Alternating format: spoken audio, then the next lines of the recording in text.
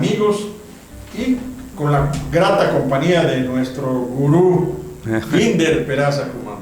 Encantado, David. Días, buenas Ginder, tardes, buenas tardes. con la sana distancia. Así es, se puede. Así Bien, es. pues vamos a comenzar entre amigos recordando situaciones, porque recordar es volver a vivir, pero también es sacar en limpio muchas de las cosas que han sucedido hace 2 años y medio a la fecha. Hoy estamos 1 de julio, un día como hoy, hace 2 años y medio exactamente, hubieron elecciones federales y estatales, le llamaron elecciones de convergencia, o sea, convergían las federales y estatales. Las federales como las estatales, y se dieron situaciones inéditas como las que vamos a comentar.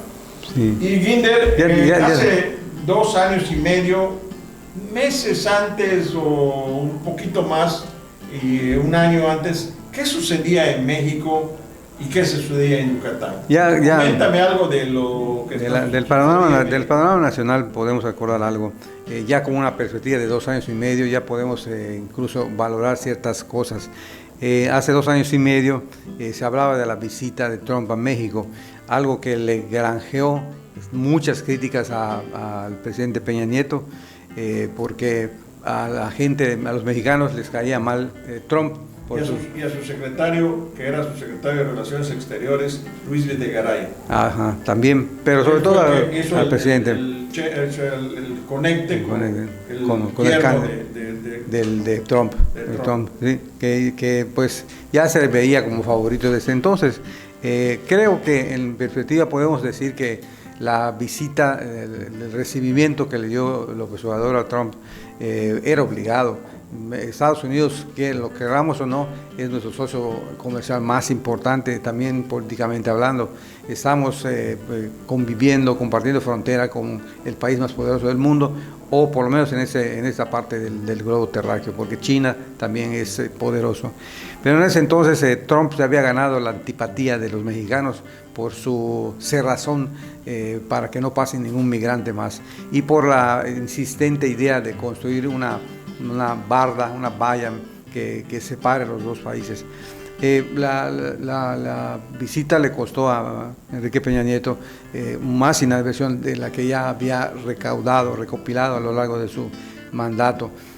Creemos que Peña Nieto fue el primer presidente sometido a las vicisitudes, a los dimes y diretes de las redes sociales. Nunca como antes en la historia de México se había criticado tanto y puesto en duda tanto la función del jefe de Estado, del jefe de gobierno de México. También en esas épocas se estaba cocinando la candidatura del Partido Revolucionario Institucional para la presidencia de México. Cabe recordar que el favorito era José Antonio Meade, del presidente, se supone. Y también se acordarán ustedes que la yucateca Ivonne Ortega Pacheco quería también obtener esa candidatura. Presionó, hizo una campaña nacional, recorrió muchos estados recabando votos de apoyo para que la elección del candidato, la designación del candidato en el PRI se hiciera de manera abierta, cosa que nunca logró. Le reditó darse a conocer en todo el país, pero la candidatura no fue para ella, fue para Meade. Ahora, parafraseando un eslogan político de moda en ese entonces, creo que nos hubiera ido mejor con Meade que con el que elegimos. Sí, porque con quién, o con Ivonne tal vez, pero pues ahora no está yendo muy bien. Bueno, pero también como fuera una elección concurrente, en el estado se barajaba también las candidaturas para el cambio de gobierno. Aquí se vivieron sucesos inéditos. Primero salieron unos espectaculares en las calles de Mérida, en varias partes del estado, promoviendo la figura de Mauricio Rivero, un empleado de gobierno que veía la cartera de desarrollo social. Y fue el primer hecho. Tuvieron que, el INE les dijo que bajaran Pero creo que no las bajaron todas, ¿eh? No, pero sí tuvieron que quitarlas, las tuvieron que eliminar, y entonces todos decían que el probable era Jorge Carlos Ramírez Marín, que era el que andaba buscando esa posición. Pero los carteles generaron, fue la primera, digamos, el primer motivo de enfrentamientos dentro del PRI, porque se hacía evidente que Zapata Bello tenía un preferido. Así es. Bien, o ya tenía algunos visos de concertación con la oposición, que nos engañaron. El Partido Acción Nacional. Nos engañaron porque todos creíamos que iba a ganar. En el ámbito estatal, Rolando Zapata barajaba por allá sus preferencias. El partido pues realmente no tenía cabeza para poder decidir por quién debía de ser la candidatura por el Estado. Una vez más, David, en ese lapso, en ese periodo en que se cocinaban las candidaturas, una vez más el PRI cometió el error, lo dijimos en su oportunidad, y ahora con perspectiva más amplia de 2 años y medio podemos reiterarlo, cometió el error de encargarle la selección de candidatos en el interior del Estado a políticos, no políticos de los que tú dices, políticos veteranos, sino a políticos bisoños que veían en ese encargo una forma de ganar dinero. De hecho, en el interior del Estado se habló que los encargados de seleccionar a los candidatos recibieron dinero. Sea cierto o no, el hecho es que muchos de ellos perdieron. Sí, pues así estaban las cosas acá, y el resultante es de que vienen las elecciones. Llegamos a la parte, también podemos, no dejemos a un lado de que Morena la aparición aparece en el Estado con la figura de Joaquín Díaz Mena, el Guacho, y un panista renuente a que no le habían dado la candidatura que pretendía por el PAN, y se va a Morena con todo su equipo, con su grupo, y logra quitarle votos también al Partido Revolucionario Institucional, lógicamente favoreciendo esto la estrategia del PAN. Bueno, se convirtió y de sus apoyadores. Se convirtió en el tercer partido del exalcalde de San Felipe, porque él fue panista primero, ¿no? O priista. Aquí tengo una anotación, el hartazgo.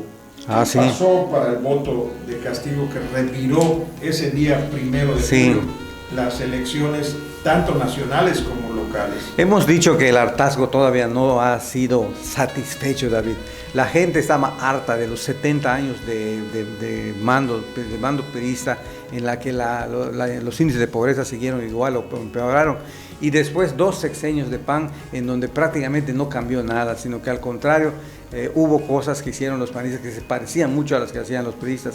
La gente estaba harta, entonces ese hartazgo fue, creo yo, en mi opinión, fue un detonante a favor de que haya habido mucha votación nacional a favor de López Obrador y su partido Morena. Ese hartazgo todavía está vivo. Ha resultado que López Obrador no ha satisfecho las ansias. Al contrario, le ha dado más auge a la y eso se proyecta una sombra que alcanza las elecciones de 2021 todavía. Bueno, pues llega ese día de las elecciones, como les hemos estado comentando, previo a lo que sucedía este día como hoy, hace 2 años y medio. Y entonces las urnas se ven favorecidas hacia el grupo de Morena, y en el estado de Yucatán, pues al grupo del Partido Acción Nacional. Mauricio Vila Dosal se toca como gobernador del estado, y vienen cosas inéditas.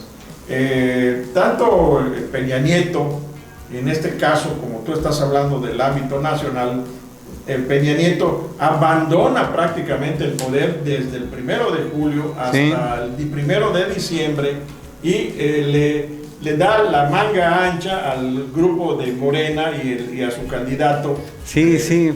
Ahí fíjate, que hacen ya cuestiones anticipadas de gobierno. Cosas raras ocurrieron en el entorno de esa elección de hace 2 años y medio, David.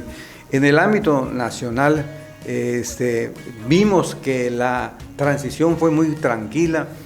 Peña Nieto recibió en Los Pinos todavía en el Palacio Nacional a López Obrador de manera muy amable, le mostró el lugar. La famosa transición. Sí, muy sedosa, muy tranquila. Todos dijeron, bueno, aquí estos cuates arreglaron algo porque después que tomó posesión, López Obrador ha dedicado mucho tiempo a criticar a Felipe Calderón, en lugar de criticar a su inmediato antecesor, que fue Peña Nieto, ¿no? Es algo extraño.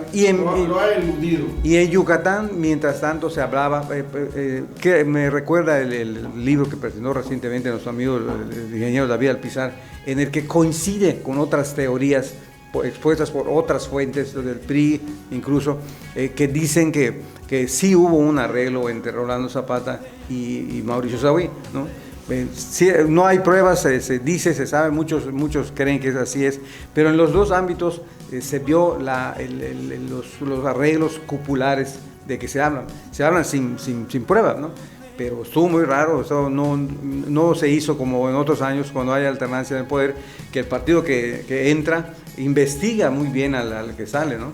Aquí no ha pasado nada, ni en Yucatán ni en nivel nacional. Así es, bueno, pero como hemos comentado, te he dicho antes que Peña Nieto se la pasa pachonamente esos 6 meses de anticipo antes del 1 de diciembre, en el que tenía formalmente que entregar el poder, y es donde aprovecha López Obrador hacer una serie de cuestionamientos y crear un proyecto que dio a conocer la famosa Cuarta Transformación. Que yo todavía no entiendo de qué se trata. Hoy no entendemos de qué se trata esa transformación, y crea a sus propios héroes. En el caso de Juárez, el benemérito, en el caso de Madero, en el caso de Zapata, en el caso de Cárdenas, él crea sus propios héroes para su Cuarta Transformación, y así lo ha llevado con su gobierno. Pero bueno, a partir también ya viene la toma de protesta en el caso de Yucatán de Vila. Vila toma protesta, le entregan también en forma tersa, sin ningún problema.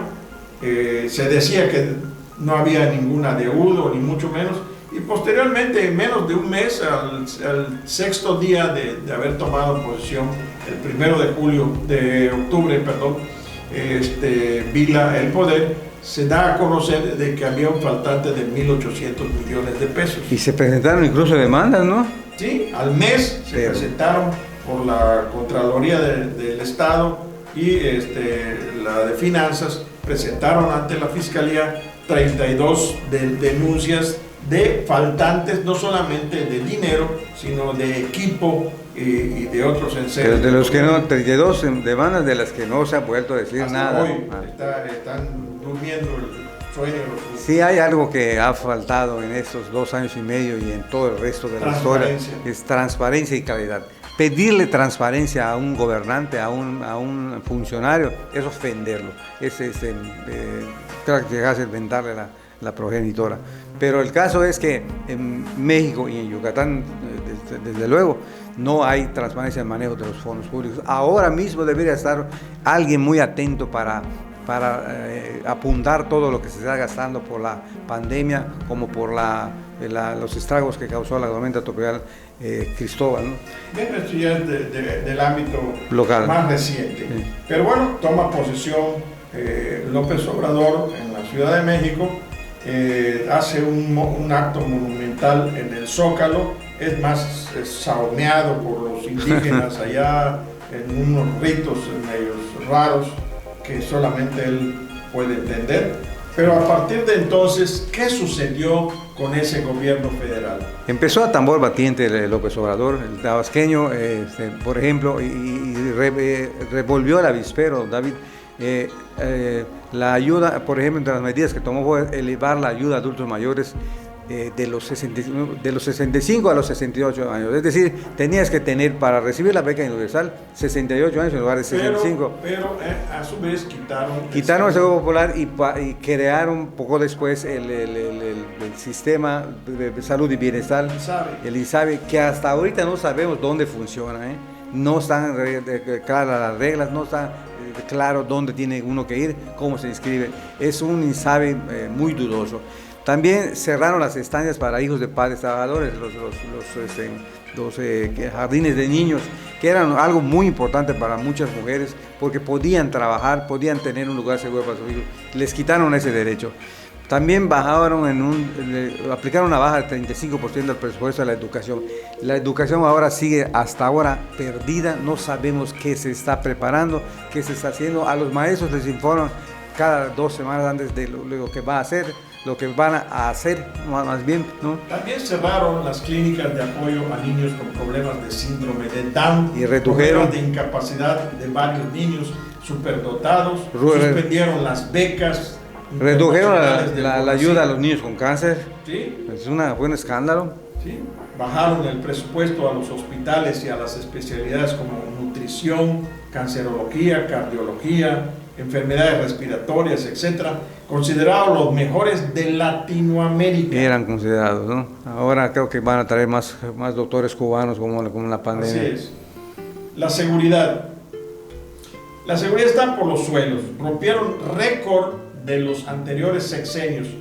11,000 hasta la fecha. O sea, que realmente han rebasado. Creo que ya llegaron a más de el ritmo de este año es mayor, es el mayor desde que se llevan el control. Y otra cosa, mandaron al diablo la construcción del nuevo aeropuerto de la Ciudad de México. Ahí vino increíble, un rompimiento tremendo entre los empresarios. La cancelación del aeropuerto de Texcoco fue el primer golpe contra las inversiones. El segundo golpe me parece que ha sido el maltrato, muy maltrato a los que quieren invertir en producción de energías limpias. Esos dos han sido los golpes más fuertes contra los inversionistas. En este momento no hay inversión privada ni nacional ni extranjera por esos dislates, Pero además, ahora que tenemos este problema de salud, necesitamos se ha cerrado todo. ¿Sí?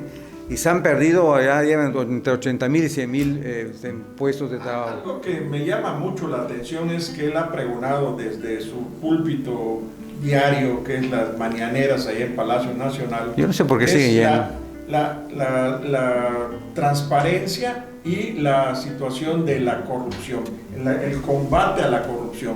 Esto no lo entiendo cuando ya adjudicaron contratos sin licitación a varios proyectos, entre los que se encuentra la famosa refinería de Dos Bocas. Ahí es una obra grandísima. ¿Qué está sucediendo? ¿Quiénes lo están haciendo? Igual está pasando con las licitaciones directas que se están haciendo para el Tren Maya. Bueno, el Tren Maya no se construyó con nadie, lo empezaron a hacer y hasta ahora, en este momento que se han dado el banderazo, creo que en 3 tramos, no existen las manifestaciones de impacto ambiental que son de ley. Hasta ahora no se sabe. Ni tampoco hay un estudio que nos compruebe, que nos dé certeza sobre la rentabilidad del proyecto. David, ¿quién va a usar el Tren Maya? ¿Con qué se va a costear? Hay un proyecto también por allá que es la construcción de un nuevo aeropuerto en Santa Lucía, donde era el aeropuerto militar. Y ahí se está construyendo lo que podría ser el aeropuerto alterno de la Ciudad de México, pero no se sabe ahorita todas esas obras las están haciendo los militares. Y ya, a tiempo dijeron varios analistas que había muchas probabilidades de que esas 3 obras faraónicas, entre comillas, del presidente no terminaran durante su sexenio. Santa Lucía, la refinería de Dos Bocas y el Tren Maya. Han estado sucediendo, pero vamos a hablar un poquito también de lo que está sucediendo aquí en el estado. Vila, a partir de que él toma posesión, lo primero que hizo fue viajar. Darse la bon vivant. Ya frenó un poco. Visitar China, visitar Canadá, visitar Italia, visitar muchos países europeos. Sí. Esos viajes mundo. Tienen su chiste, esos viajes, David. Sí, pero no, ¿cuáles son los resultados? Exactamente. El problema es que no hay resultados. No hay resultados. Y además para eso tienen encargados de área. Ahí la responsable de turismo es la mujer. No me hables de eso, después me dicen que soy misógino. No, se trata de que él puso a una persona totalmente desconocedora del ámbito turístico en el estado. No, y además ni de lo que son nuestras costumbres, de lo yucateco, nada, absolutamente. No, y sin respeto además, ¿eh? Tú le hablas de las tradiciones mayas o yucatecas. ¿Cómo se llama ella? Michelle. Michelle Friedman. Bueno, ya lo dijiste tú, yo no. Sí. Bien, lo que sí es necesario entender que vino después una serie de proyectos, por ejemplo, el Festival de la Canción Yucateca o como le quieran llamar. Estás tocando otro futuro elefante blanco. El Palacio de la Música está más que subutilizado. No ha tenido el centro de convenciones, ningún evento que pueda ser de relevancia. El Centro Internacional de un gasto inútil que ahí está, donde tuvo el congreso anterior. Igual que el Centro Internacional de Congresos Powered by Samsung, que no ha servido para gran cosa, ¿no? Así es. Bien, pero esto llega hasta el gobierno de Vila.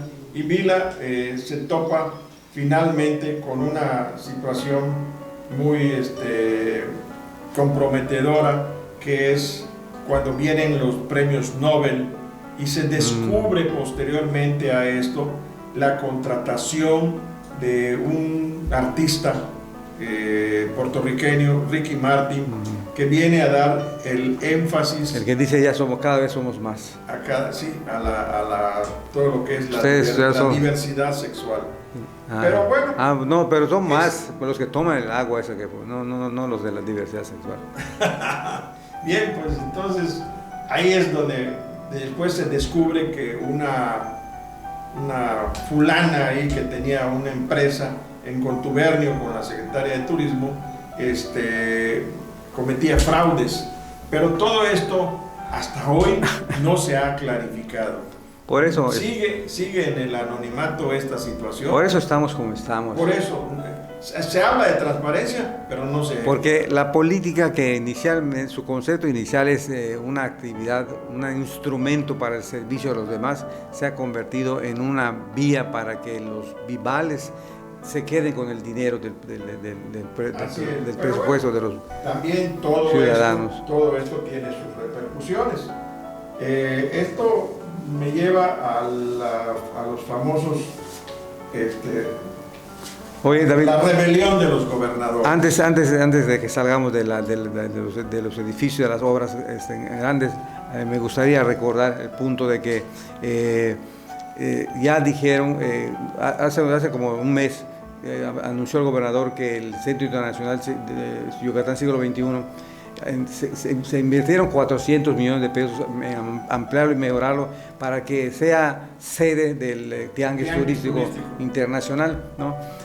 Pero hace un mes y medio más o menos anunciaron que ya habían colocado camas para que puedan atender a los enfermos del COVID-19. Ahora están preguntando por qué no se ha terminado de habilitar el sitio para recibir a enfermos. Y sale el cuento que dice, es que no lo podemos hacer. Porque esto casi no ha salido en ningún medio de comunicación. En septiembre tendría que ser siempre hay filtraciones de algo que nosotros nos enteramos. Es que nosotros, por alguna razón, nos convertimos a veces en una esponja de que atraemos ese tipo de información. En antenas.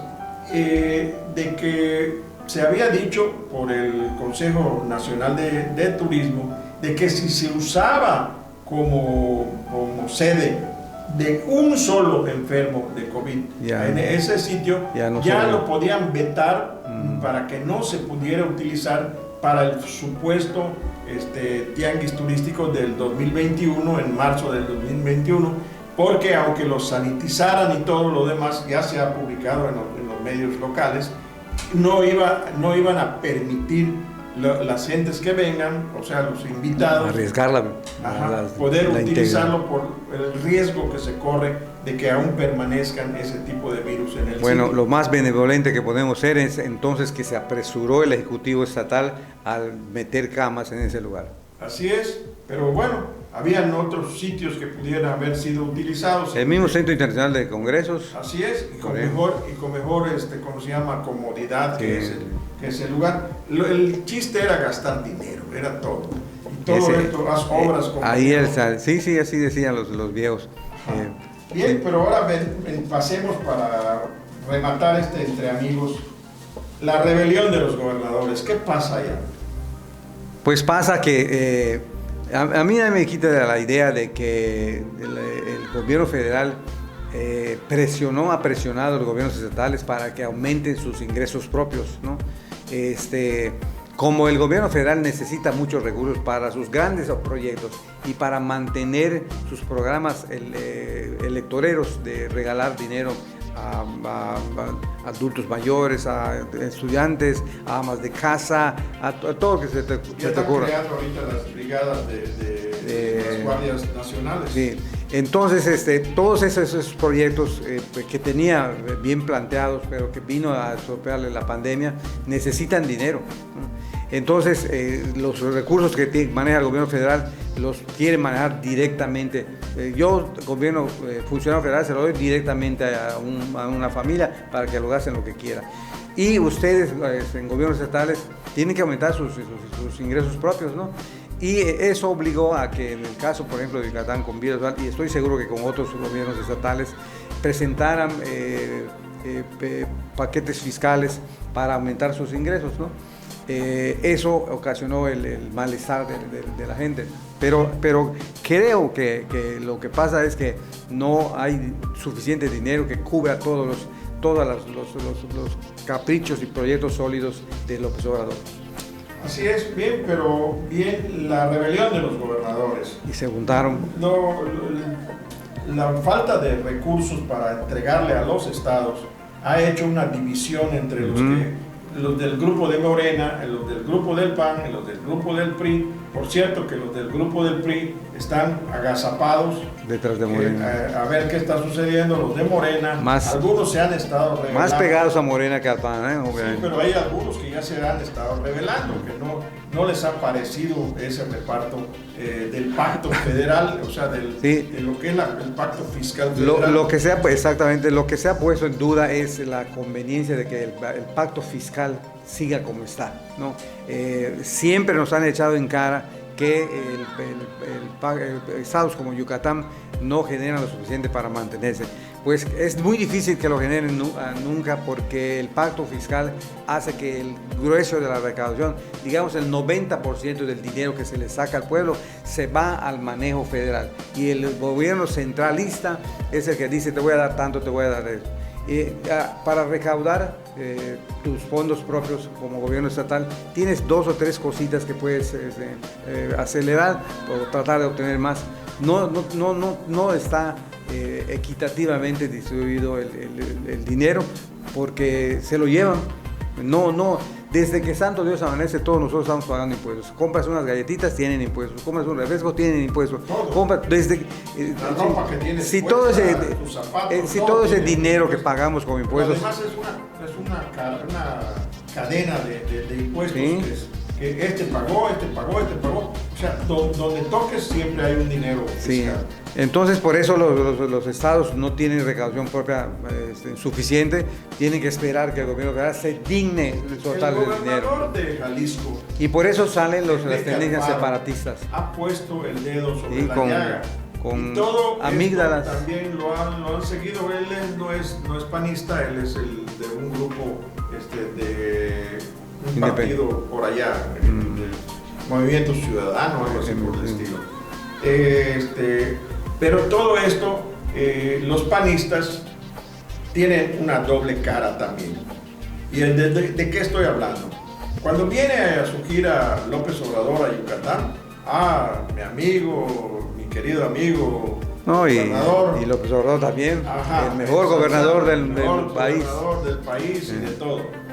Y después de que termina esa gira, lo vemos que incluso utiliza aviones hasta privados para ir a las reuniones panistas donde despotrica contra el gobierno federal. Que esto como que creen que nosotros no nos enteramos, pero sí, efectivamente. No, y también, o te defines políticamente o ver qué está sucediendo. Y el presidente a Yucatán también, no le interesa salirse del pacto federal porque realmente su captación económica es muy baja, es apenas de un 10 o 15%. pero te digo, la gran razón es esa, que solo cobra el impuesto al hospedaje, No, ni eso. Estás hablando de que ese dinero lo destinan para promoción turística y para otras cosas, y para preparar callo de hacha con caldo de plato típico de la señora secretaria de turismo, chirmole, ¿no? Era callo de hacha en Callo de chirmole, hacha en chirmole. que eso es lo típico, ¿verdad? Por favor, sí. Pero Los amigos. No critiquemos esa situación. Allí sus gustos se rompen géneros, pero aquí lo que estamos viendo es qué es lo que realmente le convendría a Yucatán con una salida de ese pacto fiscal federal. Poder recaudar su propio impuesto, ¿sí? Cuando que muy pocos les gusta pagar el impuesto.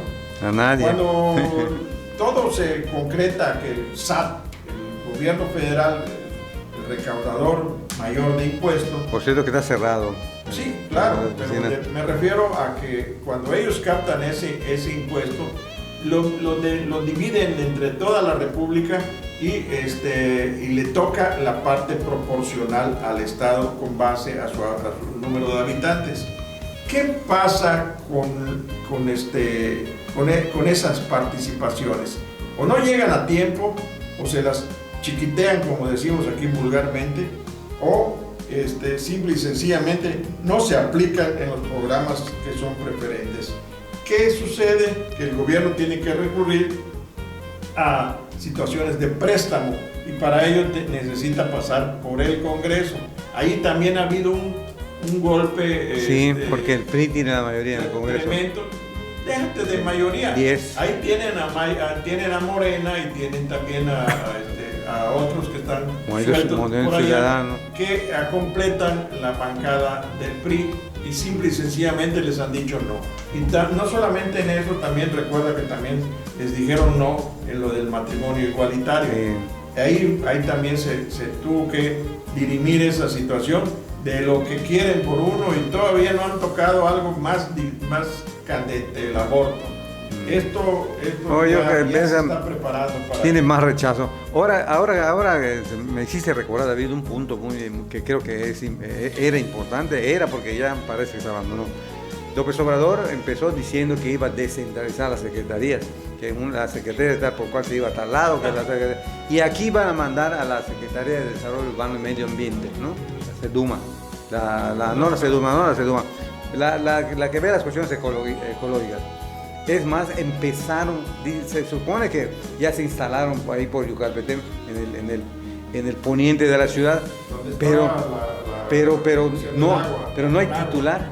Sí, de Conagua al lado. Porque hubo una primera titular, aquella chiapaneca, que finalmente desertó porque no le pareció el gobierno de López. Ya digamos que tenga 2,000 trabajadores, por lo menos. A uno extraño, un investigador y todo, pero ninguno se ha querido destetar del centro. Ni los empleados no quieren dejar sus casas. El turismo lo habían designado que fuera en Quintana Roo. En Quintana Roo. En Campeche iba a estar Semanate es la que iba a estar acá. La que iba a venir por acá. Energía iba a estar en Campeche, y así, regado por toda la República. Ahí quedaron. Nada más. Eso fue un engañabobos, una finta, una señuelo, quién sabe qué, pero nunca se hizo. Parecía buena idea, ¿no? Porque yo siempre he dicho que la Ciudad de México es un error ecológico, social, político, económico, medioambiental. Es un error creciendo ese monstruo. Bueno, ya no hay ni agua. No vamos a dejar fuera de esto, ya nos están haciendo la señal del tiempo para terminar el programa. La cuestión de la seguridad, del huachicoleo, ¿La Guardia Nacional para qué ha La servido? Guardia Nacional. ¿Para qué ha servido? Dime Nada. tú. Incluso ya tiene hasta su himno, ya tiene su traje, ya tiene su escudo, ya tiene... Las todo. matanzas se siguen haciendo y todos los días nos dicen, en Guanajuato mataron a 10, en Veracruz mataron a tantos. Y al final siempre ¿qué me dicen, dices de la no, liberación no hay de ningún Ovidio, detenido. el hijo del Chapo. Sí, sí, cómo no. El del Culiacanazo. López Obrador reconoció que él dijo que los liberen porque tenían rehenes a familias, a civiles que eran familiares de los narcotraficantes, ¿no?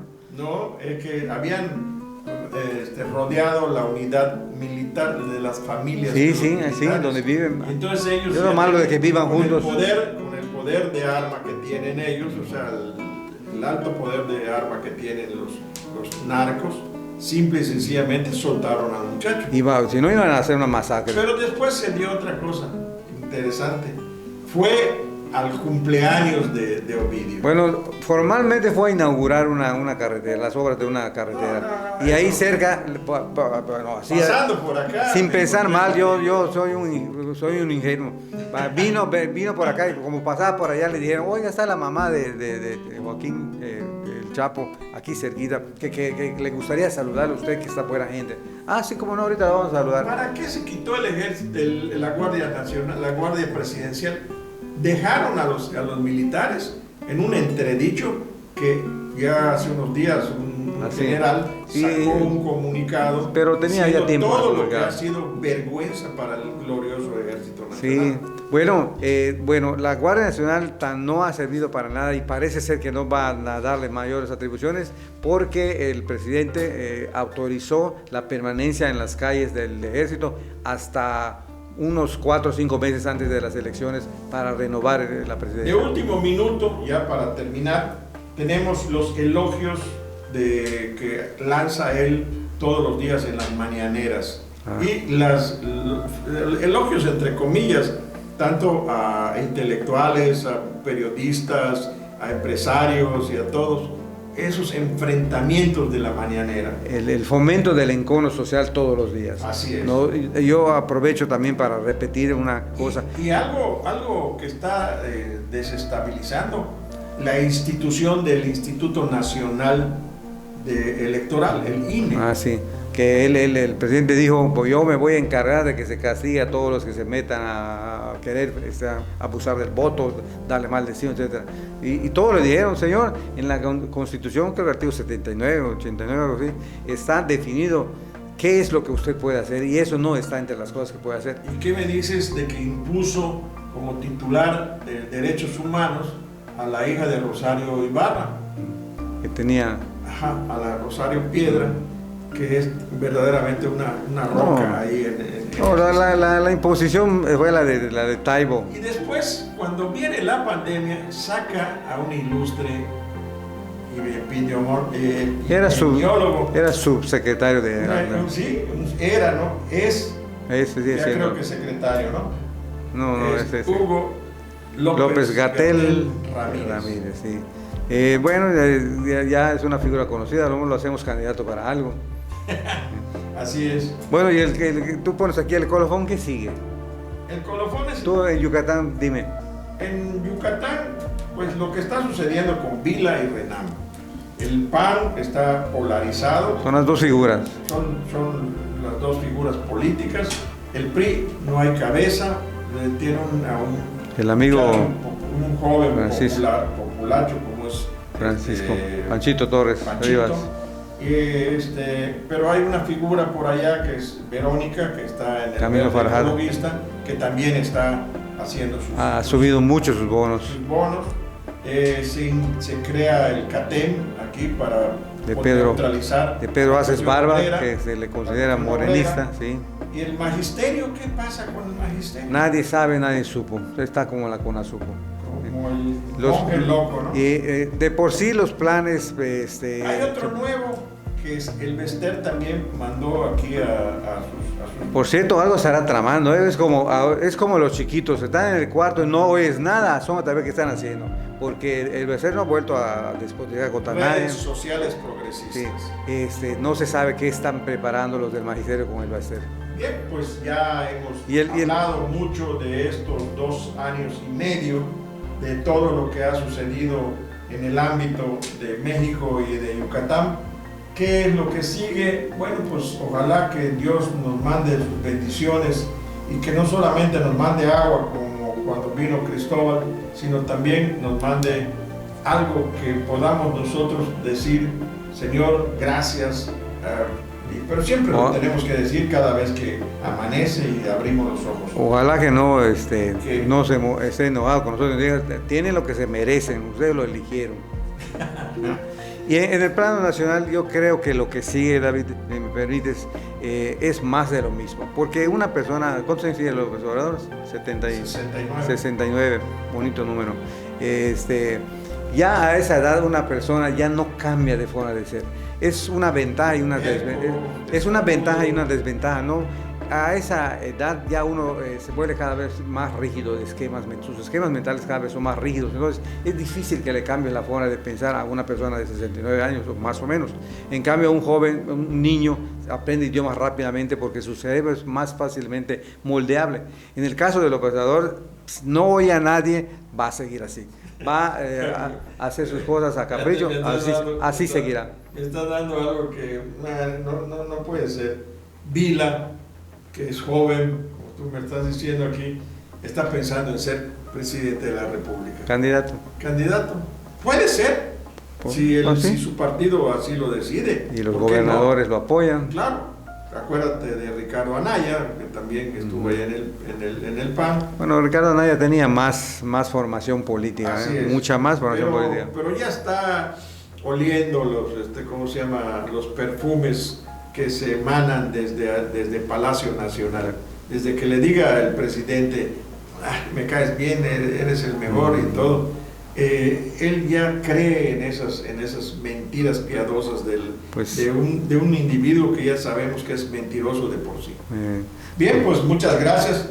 Gracias, Guinder. Gracias a ti, David Heredia Montañez. Creo que la vamos a tener que continuar con otros temas como la economía tan terrible ahorita con el Tratado de Libre Comercio, el TEMEC, famoso, y otras cosas que van a ir surgiendo en el tiempo. Muchas gracias a ustedes. Guinder, ¿algo más? No, nada más agradecerles a los que nos ven su tiempo y su paciencia. Muchas gracias. A ustedes también. Nos vemos hasta la próxima.